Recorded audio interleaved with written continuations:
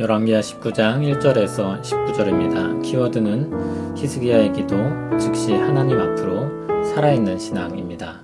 히스기야 왕이 듣고 그 옷을 찢고 굵은 배를 두르고 여호와의 전에 들어가서 왕궁의 책임자인 엘리야김과 서기관 셈나와 제사장 중 장로들에게 굵은 배를 둘려서 아모스의 아들 선지자 이사야에게로 보내매 그들이 이사야에게 이르되 히스기야의 말씀이 오늘은 환난과 징벌과 모욕의 날이라 아이를 낳을 때가 되었으나 해산할 힘이 없도다.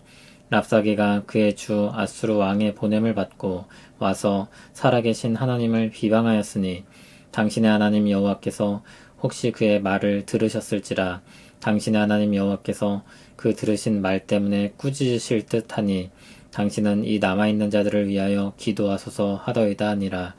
이와 같이 히스기야 왕의 신복이 이사야에게 나아가니 이사야가 그들에게 이르되 너희는 너희 주에게 이렇게 말하라. 여호와의 말씀이 너는 아수르 왕의 신복에게 들은 바 나를 모욕하는 말 때문에 두려워하지 말라. 내가 한 영을 그의 속에 두어 그로 소문을 듣고 그의 본국으로 돌아가게 하고 또 그의 본국에서 그에게 칼에 죽게 하리라 하셨느니라 하더라. 랍사게가 돌아가다가 아수르 왕이 이미 라기스에서 떠났다 함을 듣고 림나로 가서 아수르 왕을 만났으니 왕이 거기서 림나와 싸우는 중이더라. 아수르 왕은 구스 왕 디르아가가 당신과 싸우고자 나왔다 함을 듣고 다시 히스기야에게 사자를 보내며 이르되 너희는 유다의 왕 히스기야에게 이같이 말하여 이르기를 내가 믿는 내 하나님이 예루살렘을 아수르 왕의 손에 넘기지 아니하겠다는 말에 속지 말라. 아수르의 여러 왕이 여러 나라에 행한 바 진멸한 일을 내가 들었나니 내가 어찌 구원을 얻겠느냐. 내 조상들이 멸하신 여러 민족 곧 고산과 하란과 레셉과 들라살에 있는 에덴 족속을 그 나라들의 신들이 건졌느냐. 하맛 왕과 아르밧 왕과 스발와임 성의 왕과 헤나와 아와의 왕들이 다 어디 있느냐라 하니라. 히스기야가 사자의 손에서 편지를 받아보고 여호와의 성전에 올라가서 히스기야가 그 편지를 여호와 앞에 펴놓고 그 앞에서 히스기야가 기도하여 이르되 그룹들 위에 계신 이스라엘의 하나님 여호와여 주는 천하 만국의 홀로 하나님이시라.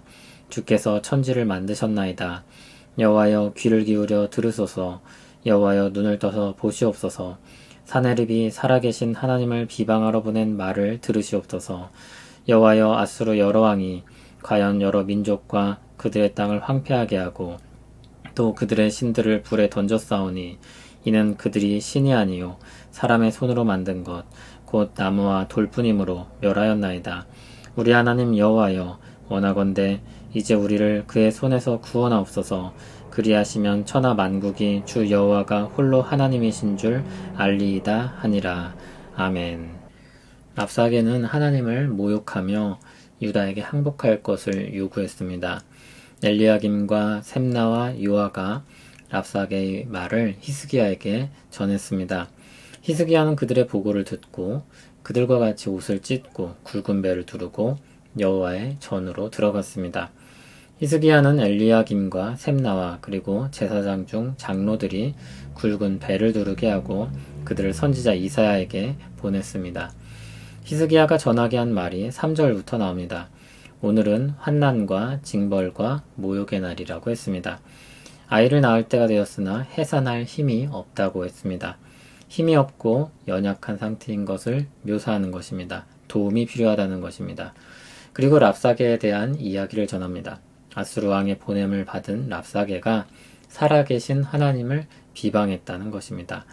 하나님이 그 말을 들으셨을 것이고 그로 인해 그를 꾸짖으실까 하니 예루살렘에 남아있는 사람들을 위해 기도해달라고 했습니다. 선지자 이사야는 그 말을 전해 듣고 하나님의 대답을 전해줍니다. 아수르 왕의 신복이 하나님을 모욕한 것에 대해 두려워하지 말라고 했습니다. 하나님께서 한 영을 그의 속에 두고 소문을 듣고 본국으로 돌아가게 하고 거기서 죽게 하게 하신다고 말씀합니다. 8절은 장면이 바뀌어 아수르 진영입니다. 랍사게가 돌아가다가 아수르 왕이 라기스에서 떠났다는 소식을 듣고 림나로 가서 아수르 왕을 만났습니다. 상황을 좀 더 설명하면 이렇습니다. 아수르 왕이 유다 땅 라기스를 정복하고 거기에 머무르고 랍사게를 예루살렘 앞으로 보내 싸우게 했던 상황이었습니다. 그래서 랍사게가 예루살렘에서 와서 그런 말들을 했었고, 그리고 이제 보고를 위해 라기스로 돌아가고 있던 중입니다. 그런데 아수르 왕은 이미 림나로 이동한 때였습니다. 그 소식을 전해 듣고 랍사게는 림나로 다시 움직이게 된 것입니다. 랍사게는 히스기야 왕에게 압박을 넣었지만 아무 반응이 없었다는 보고를 했을 것입니다. 아수르 왕은 마음 같아서는 당장 본진을 이끌고 가서 예루살렘을 치고 싶었을 것입니다. 그러나 구스 왕 디르하가가 진격하고 있다는 소식도 들려옵니다. 그래서 그렇게 할 수가 없었습니다. 디르하가는 나중에 애굽의 왕이 되는데 여기서 구스 왕이라고 한 것은 그의 출신 때문입니다.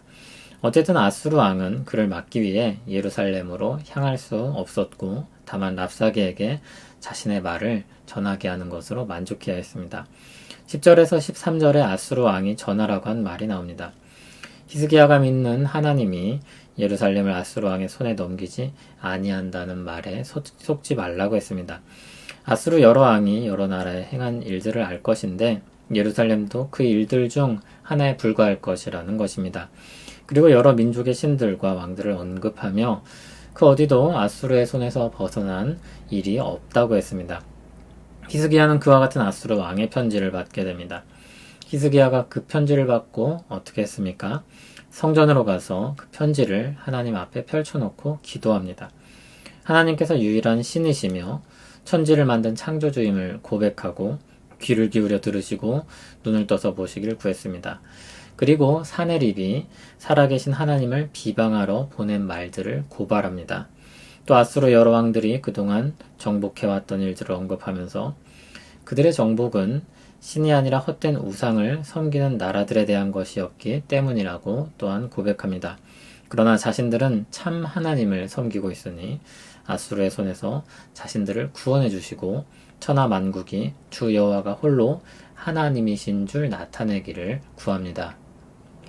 히스기야는 엘리야김의 보고를 듣고 즉시 성전으로 가서 하나님 앞에 기도했습니다.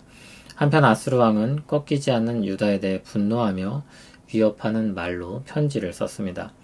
히스기야는 그 편지를 받고 또다시 즉시 성전으로 가서 하나님 앞에 기도했습니다. 히스기야의 훌륭한 면입니다. 우리가 본받을 신앙입니다. 하나님을 의지하는 신앙입니다. 하나님을 의지하는 것은 추상적인 것이 아닙니다. 어떤 분들은 나는 마음으로 하나님을 믿고 있어 라고 말합니다. 그러나 그렇게 말은 하지만 신앙생활을 전혀 하지 않는 경우도 있습니다. 기도도 안 하고 예배도 안 드리고 실제로 하는 것이 없습니다. 그러면서도 마음이 하나님께 있다고 합니다. 그러나 그것은 듣기 좋은 말에 불과합니다. 마음은 우리 삶을 달라지게 합니다. 정말 하나님을 의지하는 사람은 히스기야처럼 위기가 닥쳤을 때 즉시 기도합니다. 자기 입을 열어 도움을 청합니다. 그리고 그 모든 일을 통해 하나님이 영광 받으시길 원합니다. 위기에서 구원하시는 그 일이 하나님이 행하신 일임을 드러내고 높이고자 합니다. 히스기야는 즉시 자기 발걸음을 옮겨 엎드려 기도했습니다. 우리 신앙은 상상이 아니라 실제입니다. 하나님이 영이시기 때문에 보이지 않을 뿐 실제로 존재하시며 우리 기도를 들으시고 응답하십니다. 우리는 하나님 앞에 도움을 요청하는 기도를 드리고 은혜를 입고 하나님께 영광을 돌리게 됩니다. 우리 신앙이 허상이 아니고 말뿐이 아니라 실제임을 잊지 마시기 바랍니다. 눈에 보이고 귀로 듣고 손으로 만질 수 있는 것만이 실제가 아닙니다. 실제하지만 우리가 감각할 수 없는 것들이 많습니다. 공기는 눈으로 볼 수 없지만 분명 존재하는 것입니다. 소리는 귀로 들을 수 있지만 보거나 만질 수는 없습니다. 하늘이나 우주라는 공간은 손으로 만질 수 없지만 존재합니다. 영이신 하나님은 물리적인 시간과 공간 안에서 어떤 물체처럼 만지거나 느낄 수 없지만 존재하십니다. 히스기야가 고백하듯이 우리는 살아계신 하나님을 믿고 의지하는 것입니다. 우리 신앙은 그리고 우리 기도는 우리 마음을 편안하게 하기 위한 행위에 불과한 것이 아닙니다. 살아서 역사하시는 하나님을 의지하고 우리 앞에 놓인 삶을 힘써 사는 것입니다. 우리 신앙이 부디 그렇기를, 그래서 우리 말과 행실부터 그 영향 아래 주님의 통치 아래 있기를 소원합니다. 우리에게 어떤 문제가 생길 때는 당연히 그러해야 할 것이고, 그렇지 않은 평소에도 즉시 하나님 앞으로 나아가길 바랍니다.